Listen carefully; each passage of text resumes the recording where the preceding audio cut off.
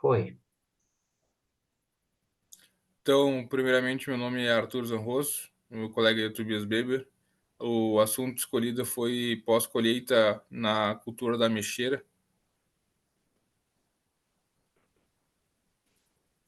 Então, a gente vai trazer algumas características da ameixeira. A ameixeira, então, é a segunda espécie em fruta de caroço com relevância mundial.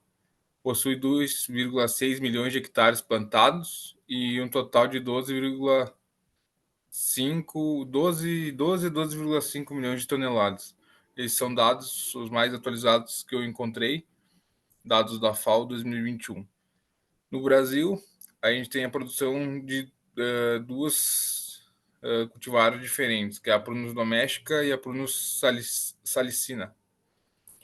Então, é um total de 50 mil toneladas e 3,5 mil hectares em produção. Isso na safra 2021-2022, dado da IPAGRE. Os dois principais estados produtores são Rio Grande do Sul e Santa Catarina.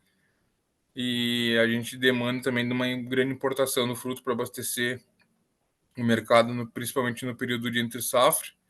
E o fruto vem, então, importado da Espanha, Chile, Argentina e Uruguai.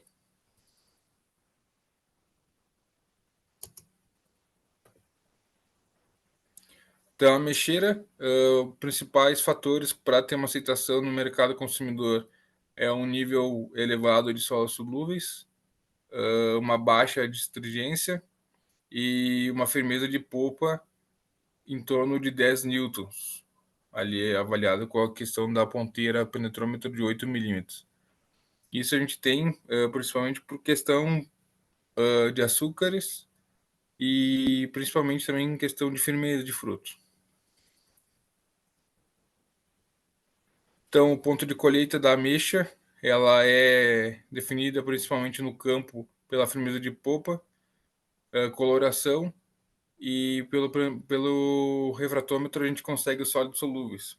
Mas 95% dos produtores utiliza principalmente a coloração e a firmeza de polpa. Os sólidos solúveis não é tão usado assim, questão a campo. Algumas tecnologias, então, para a gente maximizar a vida da ameixeira após colheita. Então, a gente tem o pré-resfriamento, que ocorre tanto como com o fruto já embalado, quanto o fruto em bins. Antes de embalado, então, a gente vai poder utilizar o sistema de ar forçado, o hidrorresfriamento, que é basicamente a utilização do resfriamento pela água, e o resfriamento em câmara, que é o mais utilizado em questão de produtores, pequenos produtores que têm parte de packing house. O hidrorresfriamento também pode ser utilizado, mas tem a questão da incidência de patógenos na água, então tem que ter um tratamento da água e uma troca periódica dessa água utilizada.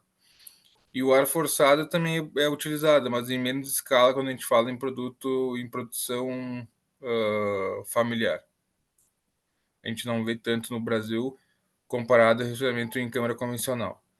E ameixas embaladas, daí, o principal método indicado é o ar forçado, mas, como a gente sabe, também é utilizado bastante o resfriamento em câmara, depois da embalagem.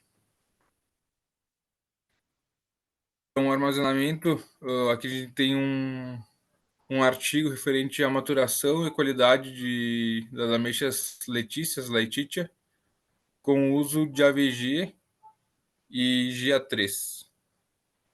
Então, a gente pode observar que também é uma tecnologia utilizada, aí já em questão em maior escala, a gente não vê tanto em produtor familiar, já em packings um pouquinho maior. Então, a gente tem a aplicação do AVG em duas doses diferentes, que resultar numa firmeza de polpa elevada, e um sólido solúveis ali, um grau Brix também bom. A gente comparado ele ao GA3, 100 miligramas ali mais o AVG, e o GA3 100 miligramas mais o AVG em 125, a gente pode ver que o GA3 aplicado em conjunto com o AVG teve uma firmeza de polpa maior, melhor, mesmo não sendo tão significativa assim a diferença, dos sólidos solúveis, ele apresentou o sólido solúvel mais baixo comparado à aplicação do AVG isolado.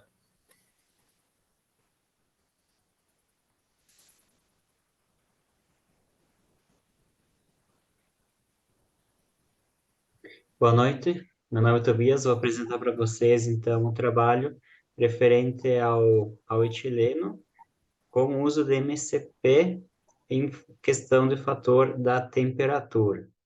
Então, aqui nós podemos observar, aqui na tabela com os resultados, que o uso do MCP, ele foi tão eficiente para a conservação dos frutos e também para a diminuição do escurecimento interno. Escurecimento interno, então, é um problema da ameixa que, quando conservada em baixas temperaturas, acaba, então, escurecendo a polpa do fruto e isso causa, então, perda de qualidade do fruto. Aqui nessa tabela podemos ver melhor os resultados, então, que com o uso de MCP, então, em armazenamento a 1,5 graus Celsius, em câmara de ambiente controlado, reduziu, então, o escurecimento interno e atrasou o amadurecimento.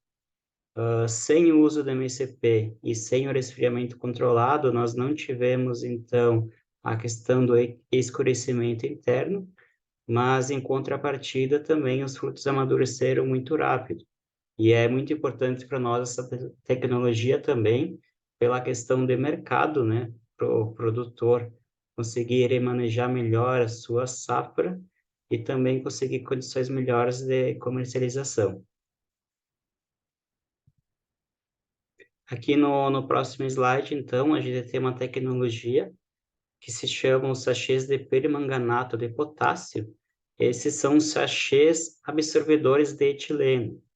Então, eles podem ser usados dentro das embalagens.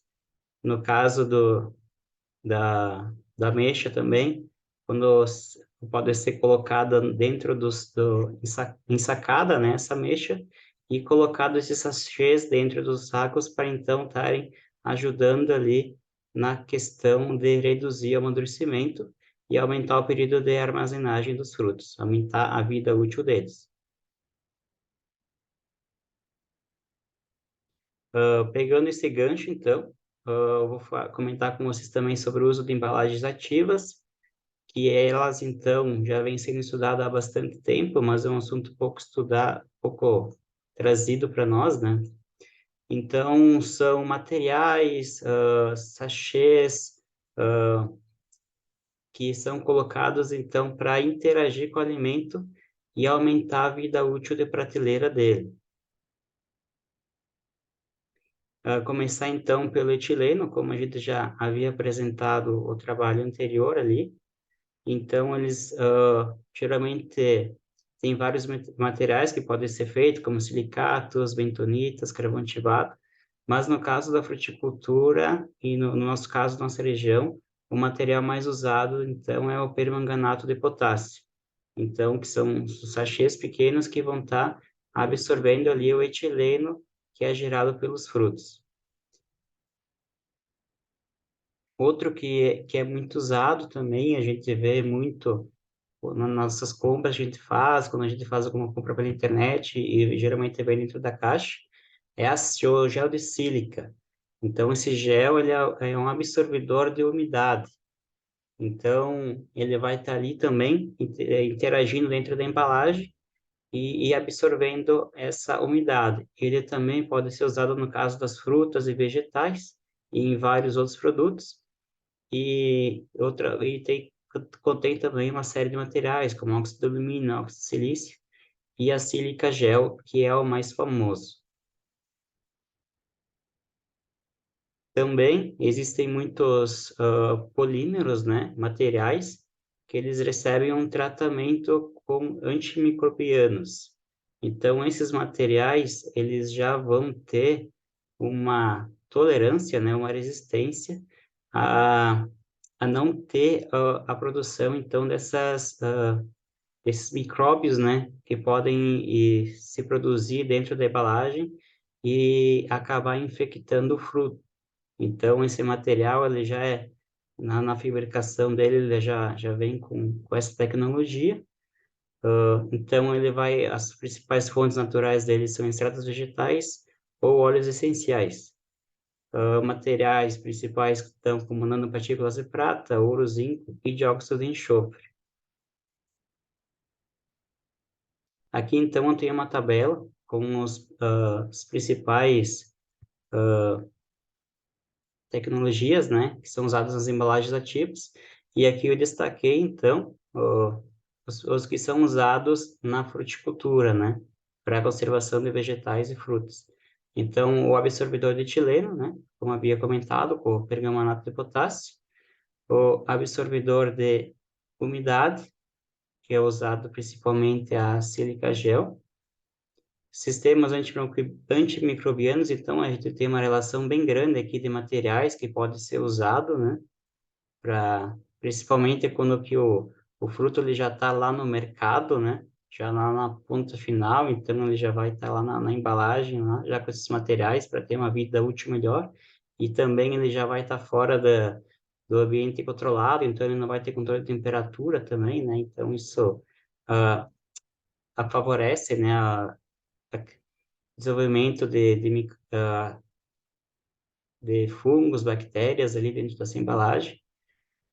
E sistemas, então, antioxidantes, né, como ácido ascórbico, butil hidroxitolueno, e também em alguns outros tipos de frutos, né, que não é o caso da ameixa, que também é usado o emissor de dióxido de carbono, então, para frutos assim que onde quer é retirado, né, o oxigênio dessa embalagem, mas também tem que tomar muito cuidado para não reduzir demais o oxigênio dentro dessa embalagem e acabar causando a fermentação do fruto.